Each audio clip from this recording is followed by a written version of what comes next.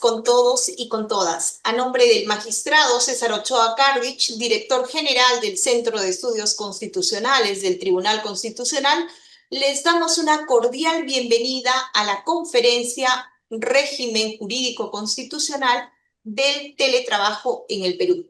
El Centro de Estudios Constitucionales es el órgano académico y de investigación del Tribunal Constitucional. Una de sus funciones principales es fomentar el conocimiento en temas constitucionales y también difundir su jurisprudencia. La conferencia del día de hoy se inscribe en el marco del cumplimiento de estas funciones y lo hace además de la mano de un especialista en la materia que se abordará, el doctor Elmer Arce Ortiz. En ese marco, la conferencia del día de hoy inaugura además el ciclo académico 2026 del Centro de Estudios Constitucionales, ello debido a la especial relevancia que reviste el teletrabajo en la configuración actual de las relaciones laborales y se orienta a examinar su régimen constitucional y legal como una modalidad concreta de trabajo en el ordenamiento jurídico peruano, así como a la reflexión sobre los principales desafíos jurídicos que plantea su implementación desde la perspectiva del derecho constitucional y la tutela de los derechos fundamentales. Antes de dejarle en el uso de la palabra y darle la bienvenida al doctor Elmer Arce, permítanos, por favor, presentar un video resumen de las actividades académicas realizadas durante el año 2025 por el Centro de Estudios Constitucionales del Tribunal Constitucional.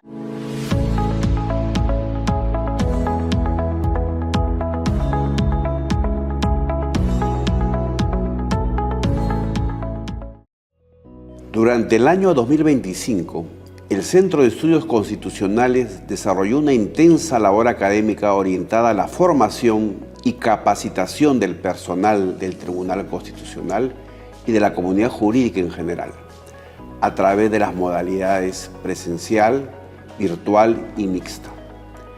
Estas jornadas contaron con la valiosa participación en calidad de ponentes y conferencistas de magistrados del Tribunal Constitucional, asesores jurisdiccionales y reconocidos especialistas nacionales e internacionales en Derecho Constitucional, Derecho Procesal Constitucional y Derechos Humanos, a quienes, en mi calidad de director general del Centro de Estudios Constitucionales, expreso un especial agradecimiento por su compromiso y aporte al fortalecimiento del derecho constitucional y a la difusión de la jurisprudencia del Tribunal Constitucional. Agradezco también de manera especial al público que desde distintas regiones del Perú y desde el extranjero nos acompañó en cada una de estas actividades.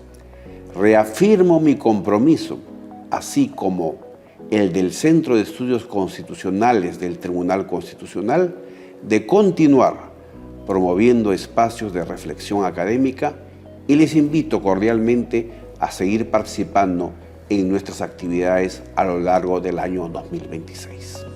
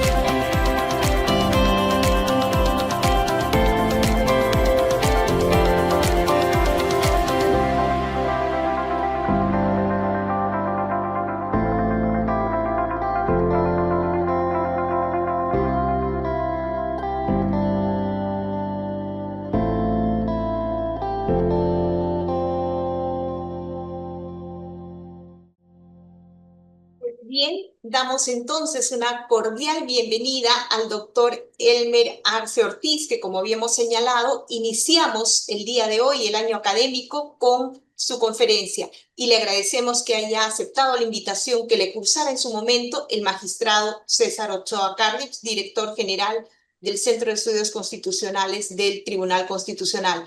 Quisiera hacer una muy breve presentación del CV del profesor Arce.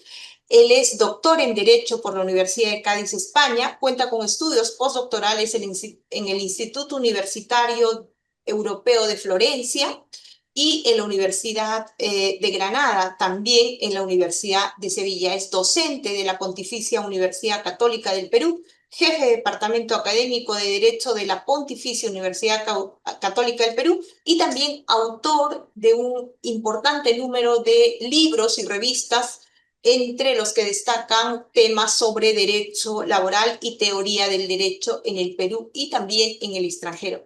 Bienvenido nuevamente, profesor Arce. Adelante, por favor. Muchas gracias. Bueno, antes que nada, muchísimas gracias por la presentación, doctora Quispe.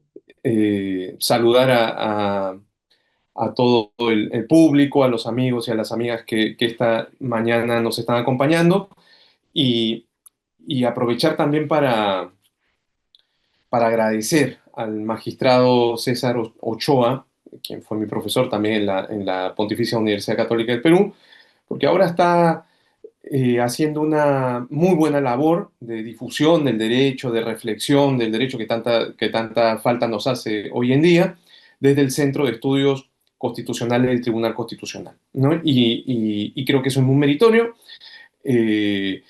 Le agradezco la invitación para esta sesión inaugural del año 2006, esta sesión académica, y vamos a hablar sobre el régimen jurídico constitucional del teletrabajo, ¿no?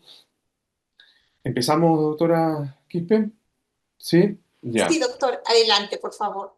Muchísimas gracias. Entonces, voy a compartir, Ya se ve la diapositiva voy a ampliarla. Ahí está. ampliada perfectamente. Adelante.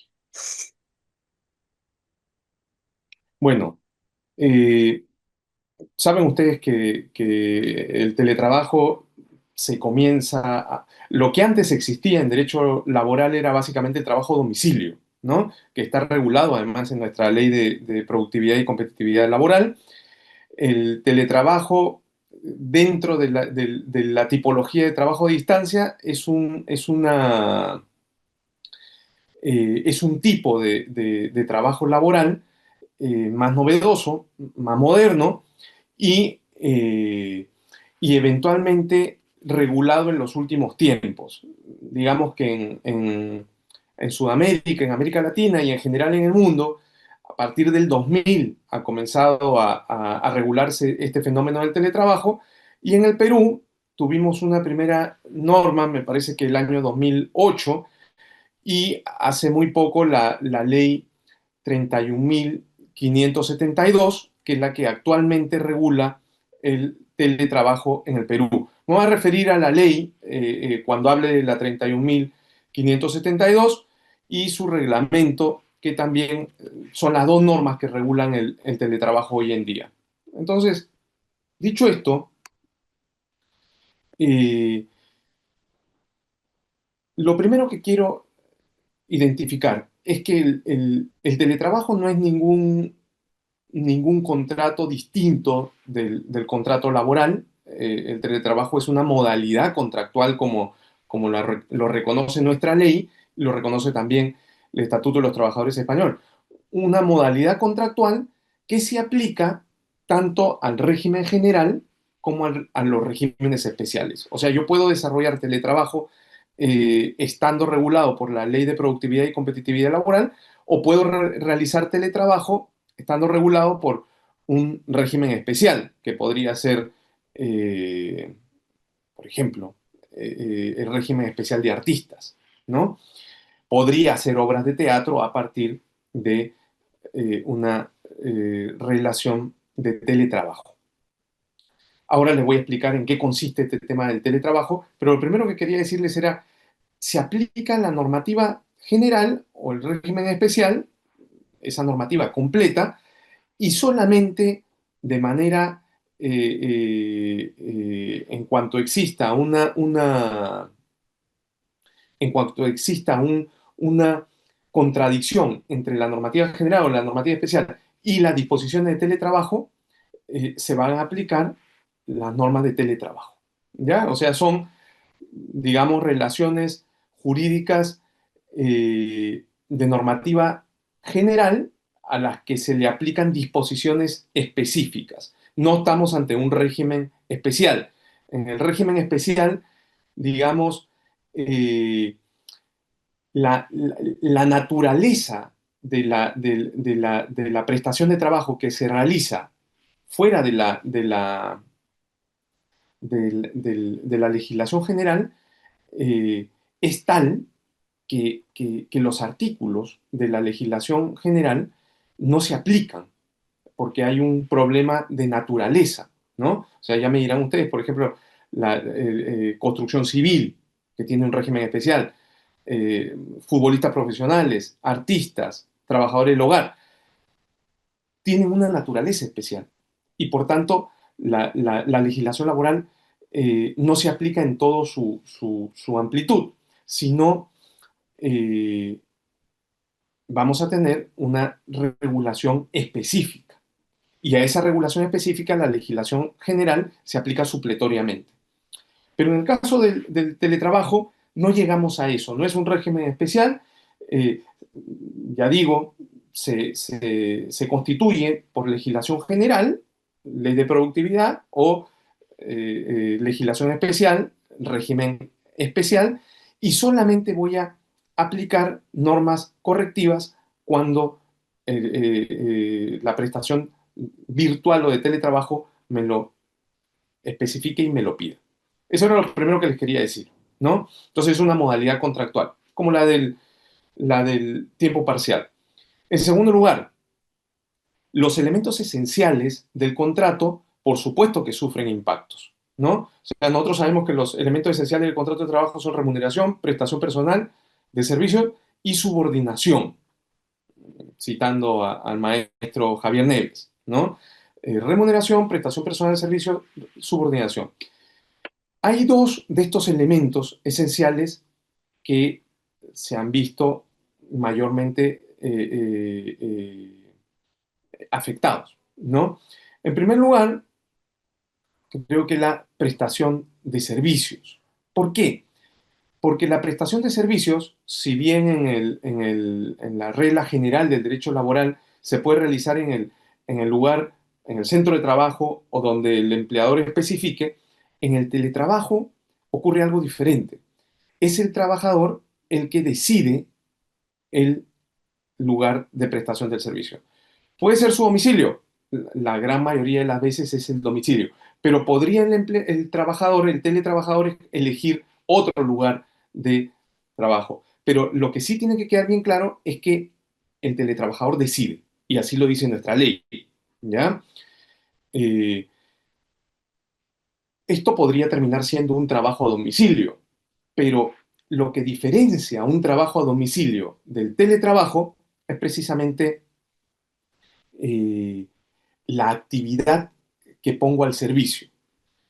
Miren, en el teletrabajo, y a veces no se entiende muy bien porque a mí varias veces me han preguntado, me han dicho, un distribuidor de caramelos pasa por la empresa, va, distribuye, entrega a las bodegas los caramelos y después llama por teléfono a su empleador y le dice, ya entregué. ¿Ese teletrabajador? No es teletrabajador.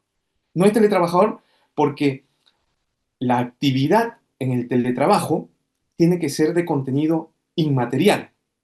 O sea, eh, produce bienes y servicios en bytes, ¿no? ¿Qué quiere decir esto? Que lo que haces a través del teletrabajo, por ejemplo, imágenes, video, puedes hacer textos, pero a través de la computadora, ¿no? No en un libro impreso. Eh, Puedes trabajar con la voz, datos inmateriales. Eso es lo primero. O sea, por ejemplo, yo puedo hacer un dibujo virtual a través de la computadora. Ese es un contenido inmaterial. Si alguien me dice, mira, yo hago unos zapatos y después les tomo una foto y los mando por WhatsApp, eso no es teletrabajo. El contenido de la actividad tiene que ser inmaterial, ¿ya? Y en segundo lugar, la comunicación que tiene el trabajador con el empleador tiene que realizarse a través de medios informáticos, telemáticos o de telecomunicación, que serían las TICs, ¿no? Entonces, no es solamente que utilizas las tecnologías de la información, no es solamente que utilizas un celular o utilizas un correo electrónico, sino que lo que tú transmites a través de esas tecnologías de la telecomunicación son contenidos inmateriales. Entonces, por eso pongo aquí algunos ejemplos. Por ejemplo, hago un dibujo virtual de lo que ustedes quieran y lo mandamos por correo electrónico. Ese es teletrabajo. Eh, Dicto una clase a través de Zoom, ese es teletrabajo, ¿no? Estoy realizando un contenido inmaterial a través de mi voz, el vídeo, y lo estoy trasladando a través de tecnologías de la información. O se pueden hacer resoluciones o informes, o se pueden hacer traducciones, pero todo tendría que ser a través de eh, aplicaciones o programas informáticos, y esto tenemos que comunicarlo a través de tecnología de la información. Es eso. Entonces el teletrabajo tiene una tipología especial sobre la actividad en la que vamos a utilizarlo. No es cualquier actividad, ¿ya? En segundo lugar, el teletrabajo tiene un impacto sobre la subordinación. ¿Por qué digo que tiene un impacto sobre la subordinación? Porque eh, la, el empleador ejerce su poder de dirección. Ustedes saben que el poder de dirección del empleador básicamente se traduce en tres elementos: organización de la labor, fiscalización de la labor y sanción de la labor, si es que la fiscalización arroja eh, alguna situación en la que el trabajador no está cumpliendo con lo que le ha dicho el empleador. Entonces, el empleador organiza, fiscaliza, sanciona, pero en el teletrabajo se puede hacer de dos maneras. Como estoy conectado a través de tecnologías de la telecomunicación, puedo hacer una supervisión inmediata, que es lo que se conoce como la subordinación online. O sea, hay programas o hay aplicaciones en las que el empleador, el trabajador, el teletrabajador se conecta y automáticamente yo sé que se ha conectado y que está trabajando, ¿no? Son aplicaciones específicas y depende también de la actividad que estoy realizando. Si estoy haciendo, por ejemplo, una traducción o estoy haciendo o un texto, sé cuánto tiempo está conectado ese trabajador. Entonces hay una subordinación inmediata, online. Pero podría ocurrir que no exista esta conexión inmediata online, sino que yo trabaje en mi computadora el dibujo informático que les hablaba hace un ratito y luego lo envíe. A eso le vamos a llamar una conexión offline y donde la subordinación va a ser mucho más difícil. No me digan que no hay subordinación. Tiene que haber subordinación para que haya un contrato de trabajo.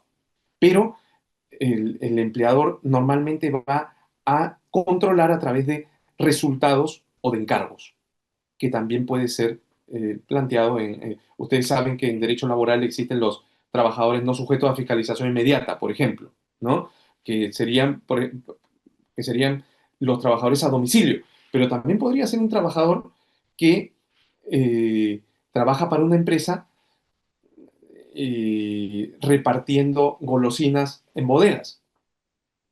En ese momento el empleador no está controlando rigurosamente el tiempo y las actividades de ese trabajador, porque el trabajador sale a la calle y presta sus servicios, pero digamos que hay subordinación en función de resultados o de objetivos o de encargos. O sea, la subordinación se puede dar también desde esa perspectiva. Me organizan el trabajo, ¿no?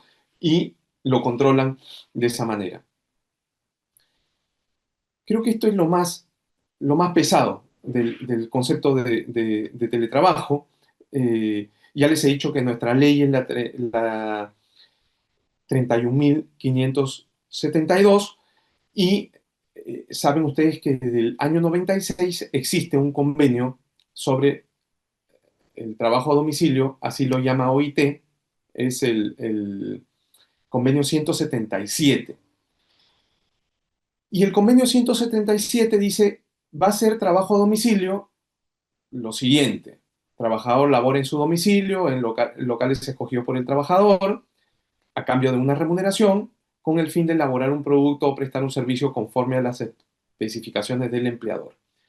¿Qué hace el empleador? Organiza y sanciona al trabajador y lo controla, lo supervisa de manera inmediata o inmediata. Miren, si ustedes se dan cuenta, el convenio 177 debió llamarse convenio sobre trabajo a distancia, porque regula todos los tipos de trabajo a distancia. Llamarlo solamente trabajo a domicilio creo que restringe la lógica de cómo las normativas han ido trabajando. Porque, por ejemplo, en el Perú, tú tienes regulado el trabajo a domicilio en la LPCL y tienes regulado en esta ley nueva el teletrabajo, ¿no? Entonces, me parece que el convenio 177 debió apuntar hacia el trabajo a distancia eh, y que englobe el trabajo a domicilio y que englobe también el teletrabajo, ¿no?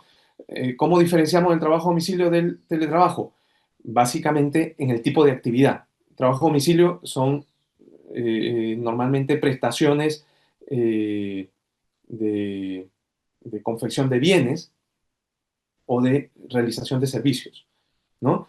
Pero el trabajo, el teletrabajo, como ya les dije, tiene que ver con actividades inmateriales, de contenido inmaterial. Entonces, si ustedes quieren, hoy en día la OIT tiene este convenio 177 donde se incluye el teletrabajo, ¿no? Es un concepto amplio que no se corresponde con el trabajo a domicilio de las legislaciones nacionales, sino más bien con el de trabajo a distancia. Por ejemplo, la legislación española es muy clara en decir trabajo a distancia y dentro del trabajo a distancia está el trabajo a domicilio y el trabajo y el teletrabajo, ¿ya? Este es un cuadro donde ya no hablo de la legislación internacional, sino de la legislación nacional.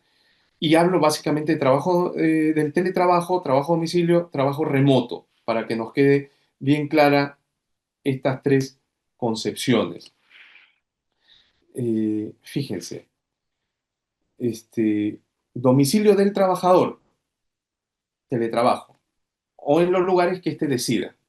El trabajo a domicilio es lo mismo, domicilio del trabajador o en los locales que el trabajador decida. En ambos casos el trabajador es el que decide, por mandato de la ley, ¿no? Medios para trabajar.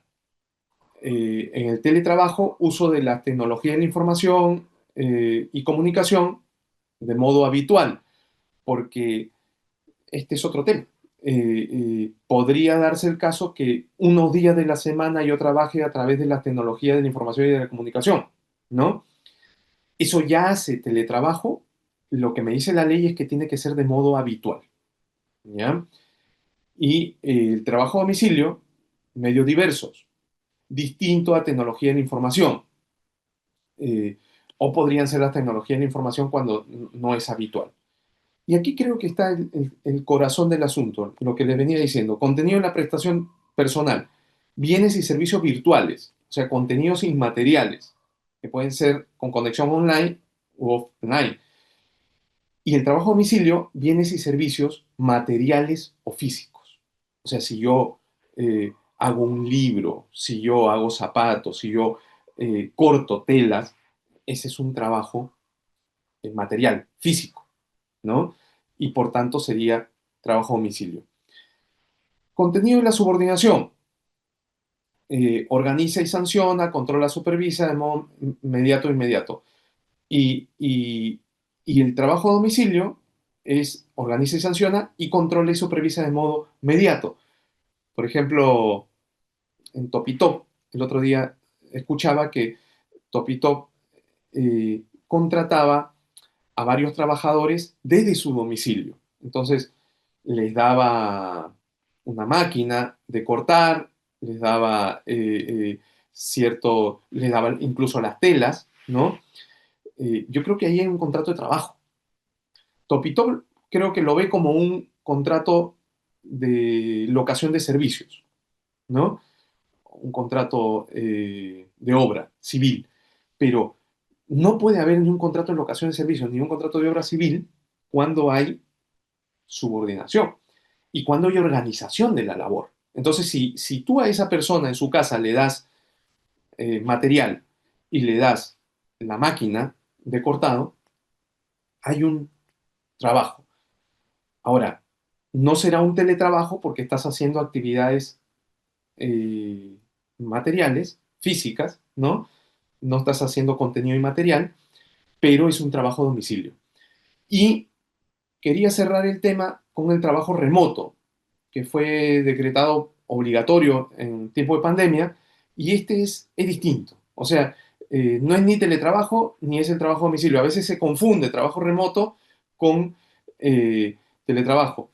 ¿Y qué tiene que ver el trabajo remoto, que es básicamente obligatorio, ¿no? Te lo imponen. El teletrabajo es voluntario y el trabajo a domicilio también. Y eh, normalmente, en el lugar de confinamiento, o sea, cuando nosotros estábamos todos encerrados, decretaron trabajo remoto en nuestros domicilios, pero no necesariamente sería en nuestro domicilio. Pueden ser medios tecnológicos u otros, bienes o servicios virtuales o físicos. O sea, el trabajo remoto engloba todo, ¿no? Y, pero creo que lo más importante es que es obligatorio. Y pasaría muy rápido esta diapositiva porque creo que ya lo hemos explicado. Tenemos el teletrabajo, el trabajo a domicilio, que son los supuestos que encajarían dentro del trabajo a distancia, que regula el convenio 177. Fíjense, el teletrabajo en domicilio del teletrabajador o en lugar definido por el teletrabajador. A veces se pueden ir a una cafetería, se pueden ir a un multicentro, pero en el contrato de teletrabajo tiene que especificar lo que diga el trabajador, cuál va a ser su domicilio, ¿no? O cuál va a ser el lugar de prestación de servicio. Y dos, con tecnologías de la información y de la comunicación. Puede ser virtual, tanto online como offline. Trabajo a domicilio, en el domicilio del trabajador, lugar definido por él, sin tecnologías de la información. Ahora, hasta aquí la explicación de qué cosa es teletrabajo y qué cosa no lo es. ¿Ya? Que me parece muy importante, sobre todo para los laboralistas, identificar cuándo hay un contrato de teletrabajo, cuándo no. En época de pandemia, los índices de uso del teletrabajo crecieron, hoy día están reduciéndose. Y ahí podríamos entrar en varias discusiones en las que no voy a entrar hoy día porque, digamos, podríamos pensar, nos favorece el teletrabajo, nos perjudica. Hay algunos que dicen, sí, pues, o sea, por ejemplo, en ciudades como Lima favorece el teletrabajo, pero los empleadores también se quejan porque tienen menor nivel de control sobre sus trabajadores. Creo que tiene que ver mucho con el tipo de prestación que vas a desarrollar, ¿no? Eh, el régimen jurídico que tiene el teletrabajo está especificado en la ley y básicamente la constitución del teletrabajo es voluntaria, como ya les he dicho, ¿no? Eh, el teletrabajo es voluntario por acuerdo de trabajador y de empleador. No puede ser impuesto por ninguna de las partes. Si ustedes van a las legislaciones internacionales, vayan a la legislación española, a la legislación uruguaya, a la legislación argentina, se habla de la reversibilidad. ¿Qué cosa es este tema de la reversibilidad? Es un derecho del trabajador, de que cuando el trabajador fue contratado como trabajador presencial y después lo pasan a teletrabajo, el trabajador tiene la potestad de pedir la reversión y de regresar nuevamente a presencial. ¿Ya? Si ustedes me dicen, el teletrabajador ingresó directamente como teletrabajador, hay una reversibilidad. La reversibilidad es solamente cuando empezaste como trabajador presencial, luego pasaste a ser teletrabajador y hay cosas que no funcionaron en el teletrabajo y entonces el teletrabajador quiere regresar a ser eh, eh, teletrabajador. Eh, entonces, ¿qué se necesita? Se necesita una causa, se necesita un plazo para que el trabajador entra como en un periodo de prueba. Entonces dice, no me acomodé al teletrabajo, entonces ahora quiero regresar de nuevo a lo presencial. Y tengo que comunicarlo formalmente al empleador. Eh, Miren, aunque nuestra ley lo menciona la reversibilidad, no la regula. Porque si ustedes revisan la ley, en ningún momento habla de causa.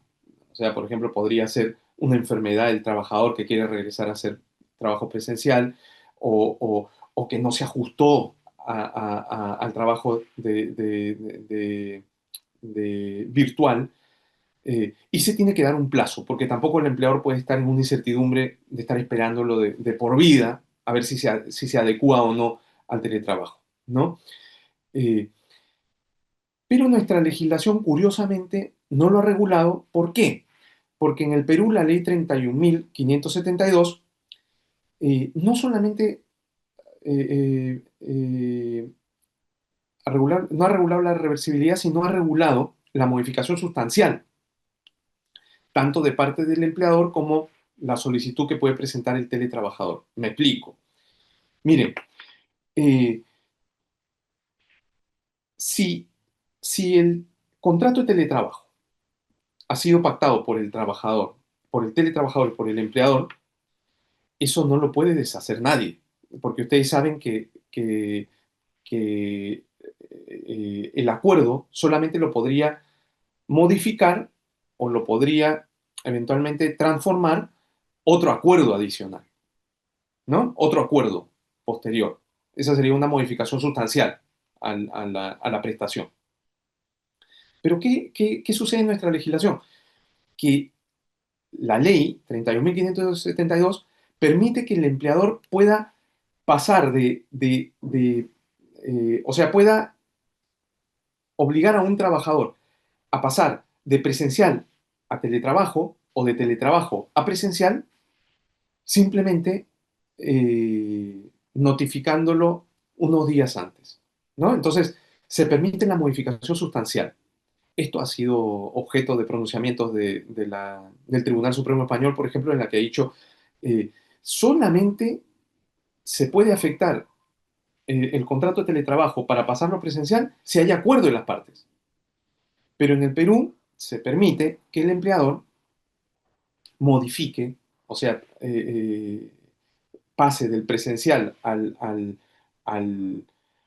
teletrabajo y del teletrabajo al presencial solamente por su propia voluntad. Y si la solicitud la hace el teletrabajador, obviamente necesita autorización del empleador y el empleador podría denegarla. Creo que aquí el teletrabajo peruano ha desnaturalizado la fórmula. En primer lugar, ha desnaturalizado la reversibilidad, ¿no? Pero en segundo lugar, eh, lo que no permite ni siquiera el Código Civil, porque el Código Civil no permite esto de que una de las partes pueda modificar completamente el contrato de teletrabajo, eh, y no lo permite por una cuestión muy, muy sencilla. esto es lo que le digo a mis alumnos también en la universidad, le digo, ¿a usted le parece lógico que si dos partes pactan un contrato, luego una de ellas pueda modificar absolutamente todas las condiciones del contrato? No. Eh, Esas modificaciones sustanciales deberían ser acordadas por las partes. Pero en el Perú, al empleador se le da la potestad de modificar sustancialmente. Entonces, claro, el empleador no tiene ya necesidad de ver si es reversible o no reversible. Aquí el empleador puede modificar todo, ¿no? Incluso pasar de lo presencial al teletrabajo y del teletrabajo a lo presencial. Eso sí, cuando lo solicita el teletrabajador, no tiene derecho de reversibilidad, pero tampoco tiene derecho a modificar. Con lo cual, eh, este, este empleador podría denegar. Creo que ahí hay un tema a evaluar en una próxima modificación de esta ley de teletrabajo, o que la jurisprudencia misma ponga un poco estamos hablando de derechos, ¿no? De derecho de libertad contractual, y que creo que la ley lo limita abusivamente. Eh, entrando ya a los derechos constitucionales, uno de los derechos que creo que a todos ustedes les llama la atención con el tema del teletrabajo es el derecho de desconexión. Se habló mucho hace algún tiempo sobre si el derecho de desconexión era un nuevo derecho constitucional o era un derecho que se deducía en los anteriores. Yo creo que la discusión no tiene mucha importancia, porque creo que igual tiene un carácter constitucional por donde se le mire, ¿no? Eh, Fíjense, si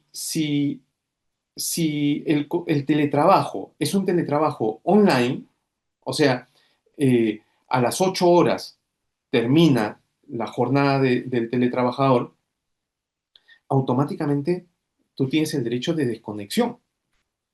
O sea, a partir de 8 horas, un minuto, tú tienes el derecho de desconectarte, porque sería como la otra cara de la moneda de la jornada máxima. La jornada máxima son 8 horas. A partir de 8 horas, un minuto, el empleador no tiene por qué estarte dando órdenes ni organizando el trabajo, porque ya terminaste tu jornada. Con lo cual, del propio derecho constitucional a la jornada laboral, que está en el artículo 24 o 25 de la Constitución, yo deduciría este derecho del teletrabajador de desconectarse, ¿no? El problema viene con trabajadores que están excluidos de la jornada. Ustedes saben que hay trabajadores, no solamente teletrabajadores, sino trabajadores en la legislación peruana, que no están sometidos a jornada máxima, y la ley lo respalda. Por ejemplo, los trabajadores no sujetos a fiscalización inmediata, ¿no? Los trabajadores intermitentes, o los trabajadores de dirección no están sujetos a jornada máxima, con lo cual podrían seguir trabajando. Es más, eh, no se les paga horas extras, porque la hora extra sería más allá de tu jornada. Pero si no estás sujeto, te pagarían las horas que estás trabajando, pero no con un plus especial, ¿no? Entonces, ¿pueden haber casos de teletrabajadores que encajen en estos no sujetos a fiscalización inmediata? Bueno, yo creo que muchísimos, muchísimos. Eh, y es ahí donde la ley tiene un especial cuidado. ¿Qué pasa si tú eres un trabajador, por ejemplo, no sujeto a fiscalización inmediata, un teletrabajador que no está conectado online, ¿no? O sea, haces tu trabajo, se lo entregas al empleador, y el empleador te va controlando por encargos, o te va controlando por este, o por resultados.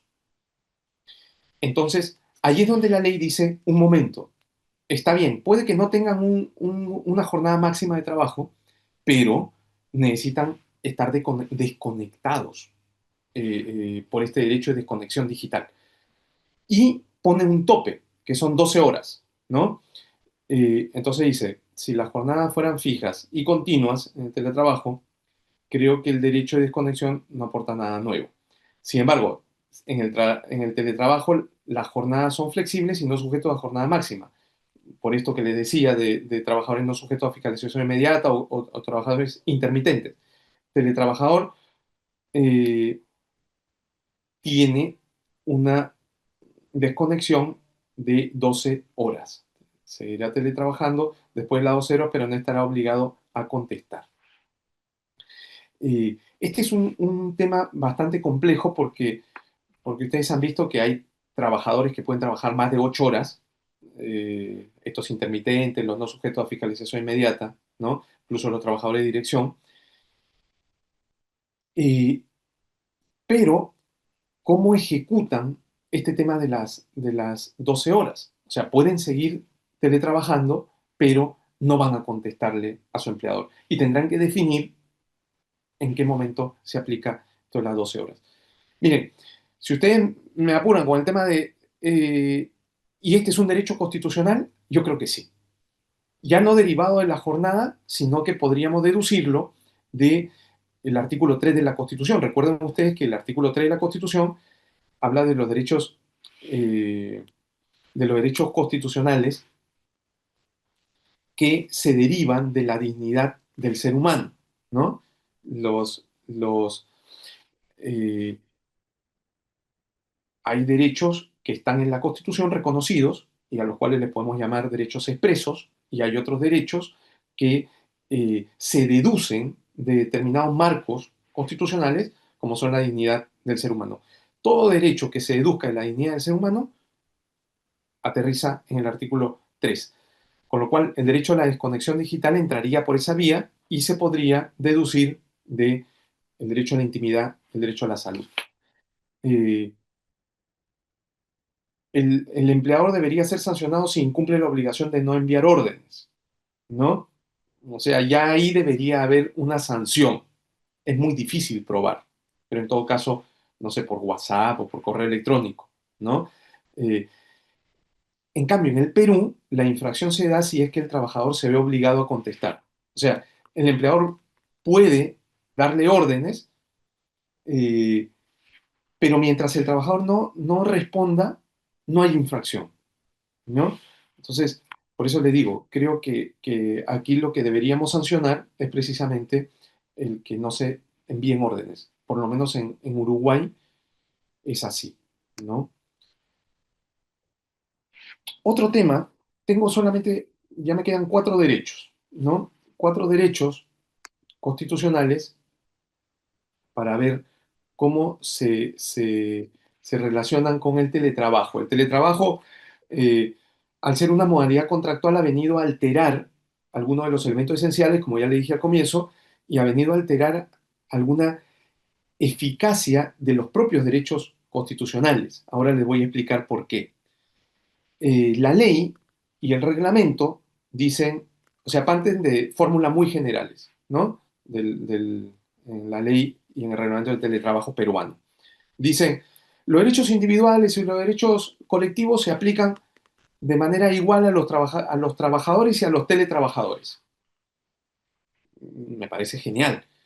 Eh, pero normalmente esas fórmulas genéricas tienen muchos problemas en el momento en que aterrizas, ¿no?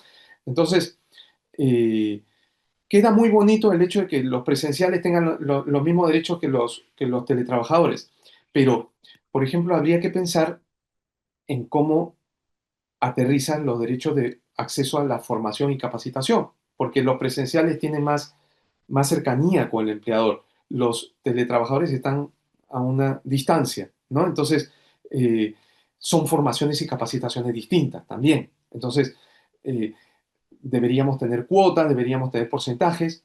Creo que ahí hay un elemento que hay que regular específicamente, ¿no? O sea, poner, qué sé yo, un porcentaje de trabajadores, de teletrabajadores que tengan que acceder a la formación y capacitación.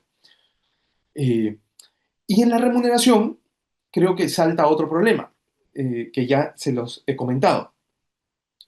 Eh, en los contratos de teletrabajo, se regulan también salario base, complementos, pero les decía que los teletrabajadores están sujetos a control de resultados o de encargos. Sobre todo los, los offline, o sea, los que no están eh, conectados de manera cercana con el empleador, ¿no? Ya les decía que habían algunas aplicaciones que el empleador se enteraba cuando el teletrabajador empezaba a trabajar. Eh, pero en los offline no. Entonces, yo me pongo a trabajar y después le envío la consulta al abogado que es mi jefe, ¿no? O a la abogada que es mi jefe.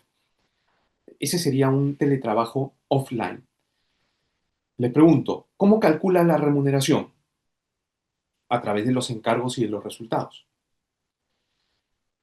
Pero un presencial normalmente calcula su remuneración a partir de tiempo.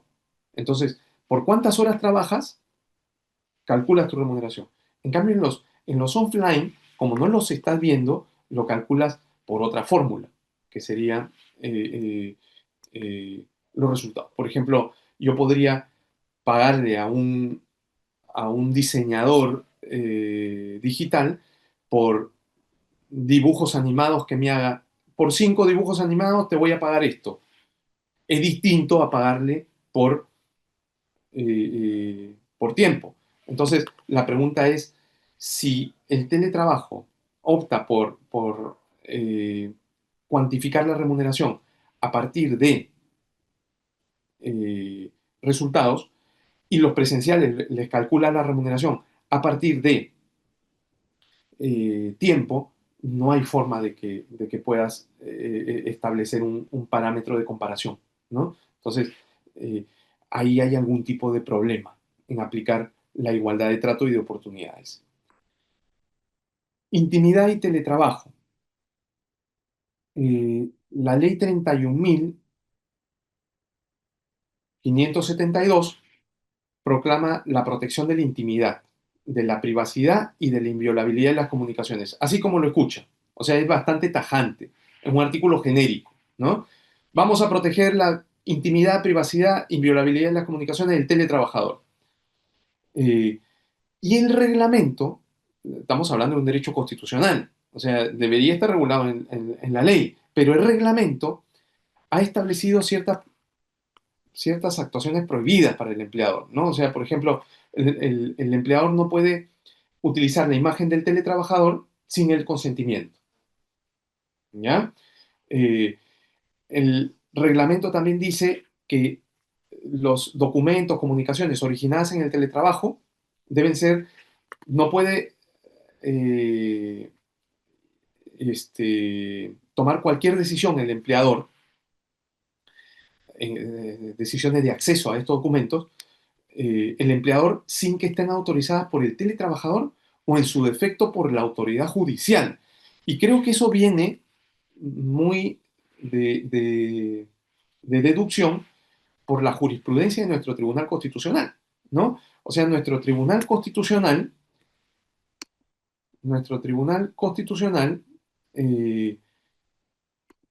desde hace mucho tiempo, desde el año 2004, en una sentencia, que es el caso de CEPOS, dijo que el empleador no podía entrar al correo electrónico del trabajador o del teletrabajador sin su consentimiento. Y que si no tenía consentimiento del trabajador, tenía que buscar una orden judicial. Lo ha dicho el 2004 y yo creo que con algunos matices lo ha dicho también en 2017, en la sentencia que aparece ahí en la pantalla, la 04386, Piura. Con lo cual aquí en el Perú está clarísimo que el empleador no puede entrar ni al correo electrónico personal, ni al correo electrónico institucional, ¿no? Si es que no hay una autorización judicial. Ahora, es verdad que con el correo institucional probablemente tiene que haber un matiz. O sea, el correo institucional te lo está dando el empleador. Si el correo institucional te lo da el empleador y te dice que solamente lo puedes utilizar para temas de trabajo y te dice que, no lo, que en cualquier momento va a poder ingresar, yo creo que a estas alturas ya debería ser aceptada el acceso del empleador en el correo electrónico institucional. En España por lo menos lo es así, ¿no? Tiene que haber consentimiento o pacto.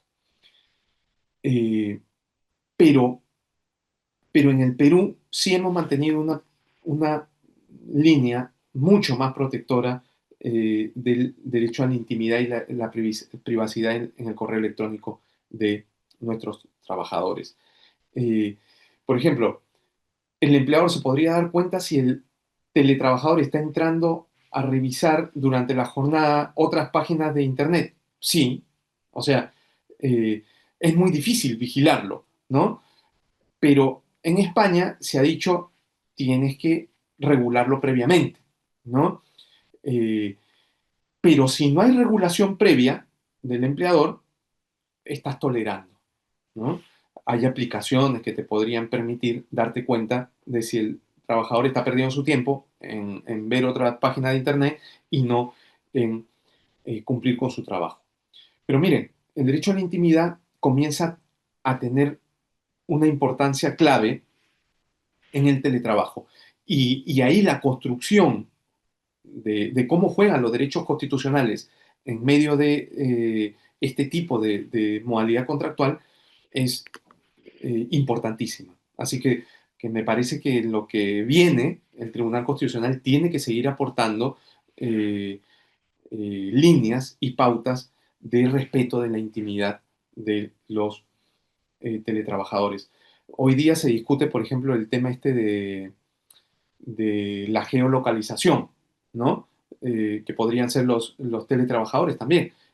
¿Puede un empleador poner en tu dispositivo, en tu celular, una aplicación que le permita enterarse dónde estás y si estás cumpliendo tus actividades? Digamos, es un tema bastante delicado, ¿no? Y donde creo que de nuevo deberíamos no prohibirlo necesariamente, pero sí hacer un análisis de idoneidad en necesidad y proporcionalidad del control empresarial, ¿no? O sea, es idóneo que el empleador entre a vigilar eso. En algunas actividades lo será, en otras probablemente no, ¿no? Y hacer un análisis también de proporcionalidad. Eh, y termino con dos derechos, el derecho a la seguridad y la salud y el de los derechos colectivos. Unos comentarios muy por encima.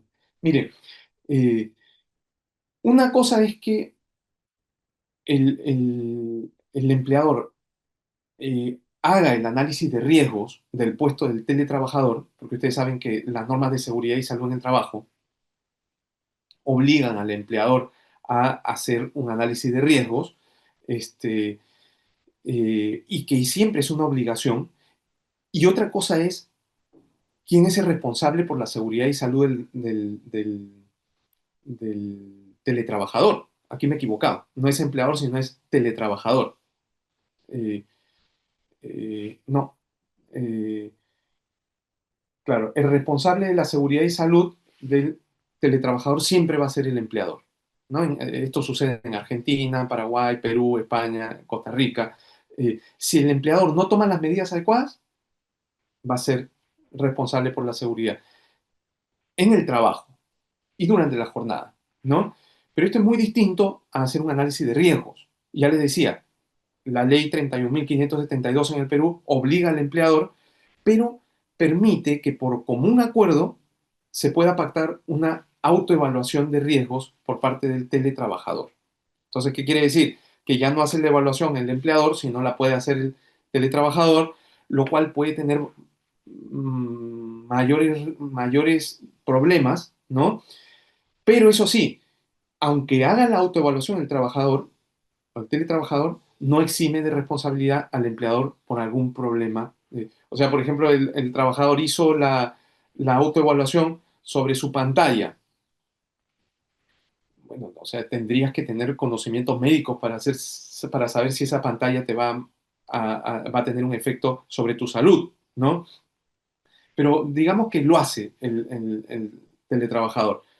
Si luego tiene un problema de salud, por ejemplo en la columna o en los ojos, eh, eso no exime de responsabilidad del empleador, ¿no? O sea, yo creo que es un disuasivo. Finalmente el empleador va a decidir hacer él mismo el análisis de riesgo porque lo otro es jugarse también la vida, ¿no? Y en cuanto a los accidentes de trabajo, que no es la evaluación de, ustedes saben que la seguridad y salud en el trabajo tiene prácticamente dos partes, ¿no? Este, prevenir los accidentes y si ya se dio el accidente, cómo reacciona o qué indemnizaciones tiene que asumir el empleador. Entonces, lo primero era para el tema de eh, cómo el empleador puede eventualmente reducir los riesgos, prevenir accidentes. Y ya si el accidente se dio, por ejemplo, es importante las reglas de presunción del accidente de trabajo eh, cuando el accidente se produce en casa y durante su jornada, ¿no? Por ejemplo, hay una presunción en Argentina, también existe esa presunción en Francia. Sin embargo, en Perú, el reglamento dice que se debe probar el accidente así se produzca en su casa. Entonces, si un trabajador se lesiona, va a tener que probar que efectivamente el accidente se dio durante su jornada y en su casa.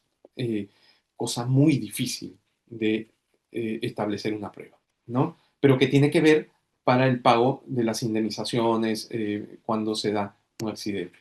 Y termino con esto.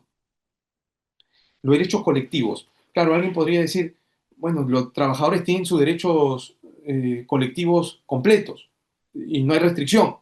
A ver, un momento, ¿no? Un momento. Eh, por ejemplo, ustedes saben que el derecho a la huelga es un derecho con abandono del centro de trabajo. En el teletrabajo, ¿cómo va a funcionar la huelga? Me tengo que salir de mi domicilio, porque la ley de relaciones colectivas es muy clara en decir con abandono del centro de trabajo, ¿no? Eh, entonces, hay ciertas cuestiones que tienen que ser ajustada a la legislación previa al teletrabajo, para poder, para que estos derechos constitucionales tengan una eficacia total en, eh, en el teletrabajo, en el contexto del teletrabajo. Por eso empiezo diciendo, en Perú no hay mención a derechos colectivos, ni en la ley ni en el reglamento, y se aplican las disposiciones generales. O sea, dice, los trabajadores presenciales tienen los mismos derechos que los teletrabajadores, tanto individuales como colectivos. Pero ya les digo, no es suficiente. Y voy a poner dos ejemplos más aparte del de la huelga. El de sindicación. Miren, cuando un trabajador empieza a laborar, tiene, que, tiene el derecho de afiliarse a un sindicato. Ahora, yo les pregunto, pónganse ustedes en el caso de un teletrabajador que está en su casa, ¿no? ¿A qué sindicato se va a afiliar? No está muy identificado.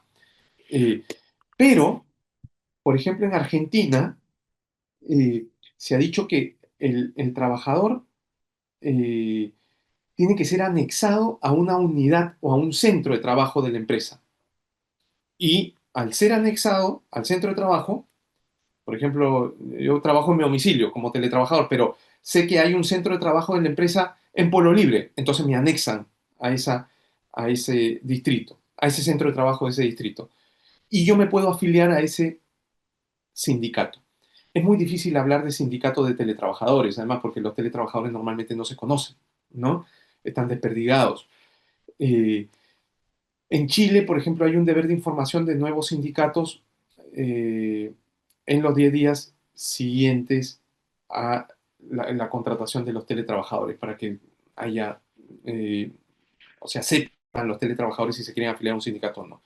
Eh, y en España se envían las direcciones electrónicas de los teletrabajadores a los representantes unitarios y a los representantes. Bueno, en España hay un sistema de derechos colectivos y de sindicación muy distinta al nuestro, donde todos prácticamente tienen una obligación de pertenecer a determinadas organizaciones o unitarias o sindicales, ¿no? Y en la negociación colectiva, el tema no ha sido menor. Por ejemplo, en Francia, eh, para los teletrabajadores hay cláusulas en los convenios colectivos donde se establece, eh, eh, por ejemplo, el derecho a la reversibilidad, ¿no? La regulación de las causas, de los plazos, de lo que hablaba hace un ratito, por sectores productivos. O sea, la reversibilidad es distinta si estoy en un teletrabajo digital o si es digital en cuanto a figuras digitales, o si estoy realizando un teletrabajo, por ejemplo, como profesor de una universidad, ¿no? Entonces puedo tener derecho a la reversibilidad distintos. Eh, ya estoy acabando, sí. Y, eh, y, por ejemplo, la compensación por aportes del trabajador por herramientas de trabajo, pago de gastos por conexión, o sea, por ejemplo, a veces el trabajador o el teletrabajador lleva su propia computadora. ¿Cuánto le van a pagar por eso? ¿Cuánto le pagan por internet? Todo eso está regulado en la negociación colectiva, ¿no? Tanto en Alemania y en Bélgica también. En nuestro caso, no. En nuestro caso, los gastos por conexión han sido regulados en un anexo, o sea, están ahí tasados, eh, pero creo que puede ser una buena, un buen, un buen ámbito de actuación de la negociación colectiva en estos casos de condiciones especiales en el teletrabajo. Esto era lo que yo tenía preparado para presentarles. Les agradezco mucho la atención que me han brindado durante todo este tiempo y muy agradecido a la doctora Quispe que me atendió con tanta amabilidad, tanta gentileza y dispuesto a responder las preguntas que hagan falta también. Muchas gracias. Muchísimas gracias, profesor Arce. Agradecemos de verdad de manera especial al profesor Arce Ortiz por esta magnífica conferencia sobre el régimen jurídico constitucional del teletrabajo en el Perú. Esta conferencia, como ustedes han podido advertir, ha permitido clarificar aspectos fundamentales del marco constitucional aplicable y además propiciar reflexiones relevantes en torno a los retos actuales de esta modalidad concreta laboral. Sin duda se trata de un aporte significativo para el debate académico y jurídico. Quisiéramos agradecer también a los participantes que desde distintas regiones del Perú nos acompañan el día de hoy. Tenemos participantes desde Arequipa, Piura, Cusco, Chiclayo, Cajamarca, Trujillo, Jaén, Puno, entre otros. Y nos han enviado varias preguntas. Por los tiempos, vamos a transmitirle únicamente 3 preguntas al profesor Arce. La primera pregunta, entonces, y tenemos como 10 minutitos para responder a ellas. La primera pregunta, entonces, es la siguiente. Profesora Arce, usted señaló que la ley 31.572 califica el teletrabajo como una modalidad especial de prestación de labores y no como un régimen laboral especial. Desde una perspectiva constitucional, ¿cuáles son o cuáles serían las principales consecuencias jurídicas de esta calificación para la protección de los derechos fundamentales de las personas trabajadoras y para la aplicación del régimen laboral general? Esa es una primera pregunta. La segunda, señalan, la subordinación en el teletrabajo adopta rasgos singulares, especialmente a través del control digital online y offline. ¿Considera usted que los actuales mecanismos de fiscalización previstos en la Ley 31.572 garantizan un equilibrio adecuado entre el poder de dirección del empleador y los derechos fundamentales del teletrabajador, en particular su derecho a la intimidad y a la desconexión digital? Y finalmente, una tercera pregunta. Usted ha señalado que si bien la ley reconoce formalmente el carácter voluntario y reversible del teletrabajo, en la práctica otorgaría amplias facultades unilaterales al empleador para modificar la modalidad de trabajo. Desde su perspectiva, ¿cree usted que este diseño normativo es compatible con el principio constitucional de libertad de trabajo y con la tutela reforzada del trabajador como parte débil en la relación laboral? Entonces, muchísimas gracias. Adelante, profesor Arce. Gracias. Doctora, ¿me puede repetir la última pregunta, por favor? Sí, con Sí. mucho gusto, con mucho gusto. Señalan lo siguiente. Si bien la ley, como usted ha señalado, mencionan, si bien la ley reconoce formalmente el carácter voluntario y reversible del teletrabajo, en la práctica otorgaría amplias facultades unilaterales al empleador para modificar la modalidad de trabajo. Desde su perspectiva, ¿cree usted que este diseño normativo es compatible con el principio constitucional de libertad de trabajo y con la tutela reforzada del teletrabajador como parte débil de la relación laboral? Esa es la tercera pregunta. Adelante, tenemos 10 minutitos. Ya sé que es una hazaña, pero bueno. Sí, no, muchísimas gracias, más bien. Eh, Muy interesantes las tres preguntas. Voy a- a aprovechar para incorporar algunos datos que quizás ya se han dicho y otros que- que los vamos a plantear. Eh, el teletrabajo es una modalidad contractual, ¿no? O sea, no es que está creando nada nuevo al derecho del trabajo, sino todos los trabajadores pueden en su momento, en latencia, hacer su trabajo o bien en presencial o bien teletrabajando, ¿no? Con lo cual es algo más normal de lo que nos imaginamos. Y sin duda, eh, todo lo nuevo nos genera siempre ciertas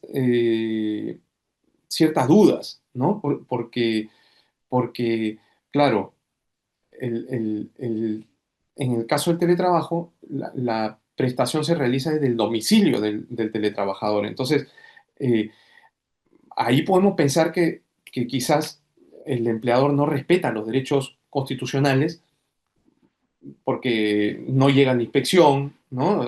Me hablaban también en la segunda pregunta sobre los mecanismos de fiscalización. Miren, es muy difícil fiscalizar en teletrabajo. ¿Por qué? Porque ustedes saben que el inspector no puede entrar a los domicilios, tanto cuando el centro de trabajo es un domicilio del empresario y necesita una orden judicial para poder ingresar, o cuando es el centro de trabajo del teletrabajador. Entonces,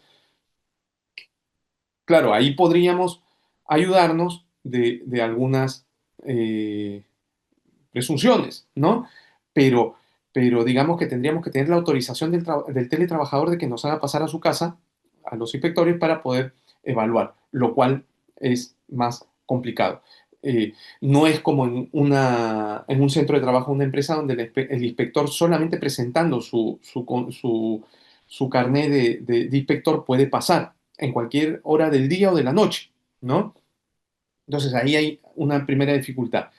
En, en segundo lugar, eh, yo creo que lo importante es que ya se especificó que el teletrabajador está sujeto a un contrato de trabajo. Entonces, toda la protección laboral se le aplica. No solamente la protección legal, sino también la protección constitucional y esa protección reforzada que han mencionado ustedes.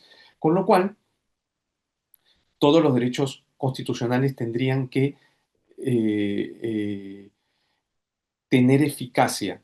El problema es que, como ya les comentaba, eh, con estas nuevas formas de organización de las empresas y estas nuevas formas de prestación del trabajo, muchas veces no basta solamente que la Constitución diga: se reconoce la libertad sindical, se reconoce la negociación colectiva, sino que necesitas hacer ajustes a la realidad, a la nueva realidad que tiene el teletrabajo. Entonces, si tú no haces esos ajustes, el derecho se puede volver algo así como simbólico. Y ese es un peligro, ¿no? Es un peligro que por lo menos la jurisprudencia constitucional tiene que tenerla bien clara y tiene que olfatear dónde está la posibilidad de que en el teletrabajo, que es legal y que el empleador y el trabajador pueden llevarnos a una relación de ese tipo, eh, eh, qué situaciones del teletrabajo están limitando los derechos constitucionales. Y ahí tener medidas específicas, ¿no? De hecho, uno de los problemas es que los teletrabajadores están cada uno en su domicilio, o sea, están desperdigados. Cuando antes sabemos que los trabajadores siempre iban a su centro de trabajo y ahí se encontraban y sabían de las noticias y de las novedades. Y voy acabando con la última pregunta, que me parece también muy importante. Yo digamos que lo dejé entrever en la exposición, es el tema de la reversibilidad, ¿no? Eh, Fíjense ustedes, casi todas las legislaciones de teletrabajo admiten la reversibilidad. Tiene que ser porque digamos, el teletrabajador, si empezó siendo presencial y después lo pasan a teletrabajo, puede buscar o puede pretender regresar a su función presencial este, razonablemente. Y habría que ver qué razones podrían llevar a que el trabajador quiera regresar a la presencialidad, ¿no? Eso se llamaría la reversibilidad. Ya si tú entras como teletrabajador, después no vas a reclamar porque se supone que ya tú has iniciado esa actividad como tal. Pero, pero nuestra legislación ha ido más allá. No toca el tema de la reversibilidad, sino permite que el empleador en cualquier momento pueda modificar. Yo creo que ahí sí hay una vulneración a la libertad contractual, porque se supone que si ya dos partes han pactado las condiciones, y las condiciones son realizar el trabajo este, de manera virtual, ya son las dos partes las únicas que podrían deshacer ese acuerdo, ¿no? Pero no podría una de las partes generar una modificación que no solamente es una modificación no esencial o una modificación complementaria, sino estás alterando la propia razón de ser del contrato, ¿no? Entonces, desde la lógica contractual, yo creo que ni el Código Civil pasa ese tema, que el derecho laboral lo ha admitido para el caso del trabajador, del empleador, eh, ni el derecho constitucional. El derecho constitucional creo que sí podría manifestarse en la existencia de una violación a la libertad contractual de precisamente los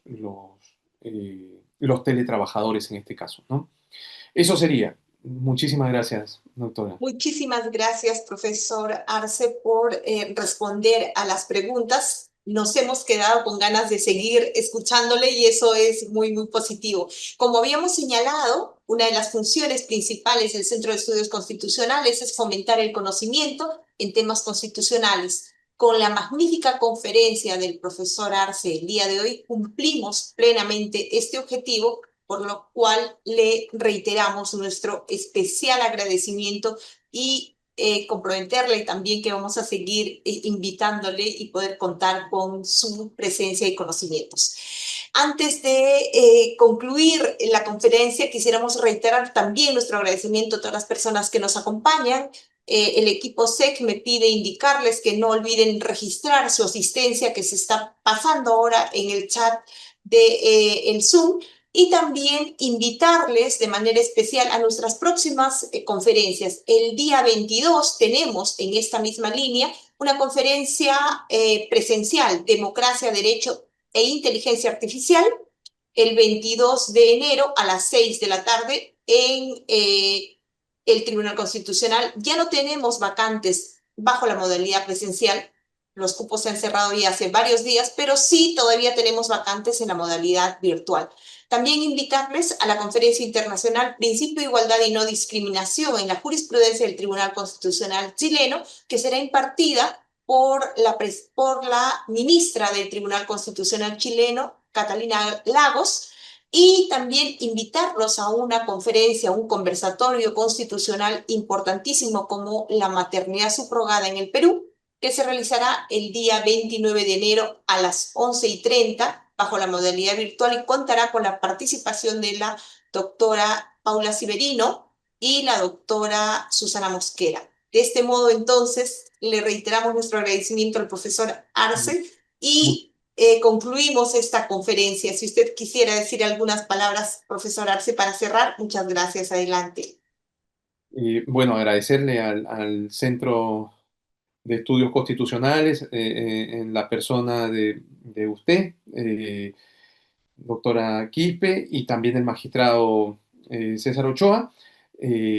Creo que el derecho laboral, a pesar de que en los últimos años no han habido modificaciones trascendentales ni importantes, sigue siendo un derecho de protección, sobre todo de la persona humana, y donde el derecho constitucional tiene mucha claridad en eso. Es el único contrato que regula el derecho del trabajo, el único contrato donde el objeto del contrato es precisamente la personalidad y la humanidad de un ser humano, ¿no? Y por eso hay que tener bastante empatía con estas situaciones y ahora que se van abriendo nuevos espacios, yo felicito de verdad al Centro de Estudios Constitucionales por elegir este tema y que el Tribunal Constitucional siga generando sentencias que profundicen y sobre todo que articulen la protección de los derechos constitucionales laborales. Muchas gracias a todos y a todas y será hasta la próxima. Gracias. Muchísimas gracias, profesor Arce. Muchísimas gracias a todas y a todos. Muy buenas tardes. Esta conferencia ha concluido.